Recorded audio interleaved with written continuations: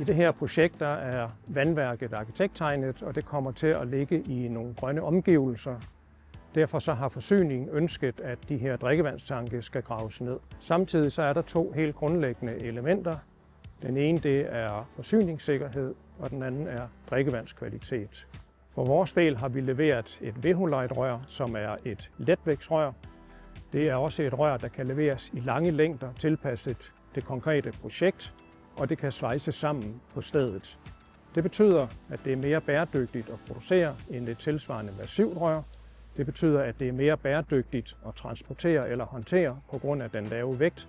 Det, at det er et helt system uden samlinger, gør, at man kan forvente en levetid på mere end 100 år. En af delene, som var meget vigtig for Novafos som bygherre, det var, at vi havde styr på bæredygtigheden i det, vi laver. En af de ting, som vi som rådgiver pegede på, man kunne se på, det var, hvordan opbevarer vi bedst drikkevand og andre spildstrømme fra drikkevandsproduktionen. Og vores idé, det var, at man skulle tage og sammenligne 3 tankkoncepter. Den ene, hvor man laver nogle tanke overjordisk i beton og bygger et hus hen over det. Den anden model, det var at lave nogle rustfrie ståltanke inde i en bygning, igen overdækket. Det tredje alternativ, det var så at bruge rør, som vi ser her, gravet ned i jorden. Der blev lavet meget, meget grundige beregninger over, hvad kostede det ene og det andet. Og det tredje, dels i, hvad koster investeringen,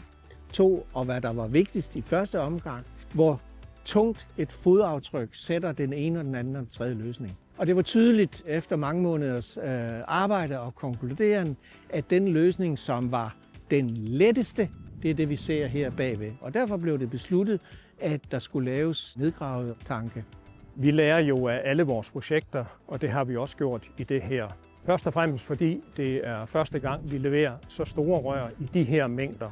Der vil altid være nogle udfordringer, som vi kommer til at løse hen ad vejen.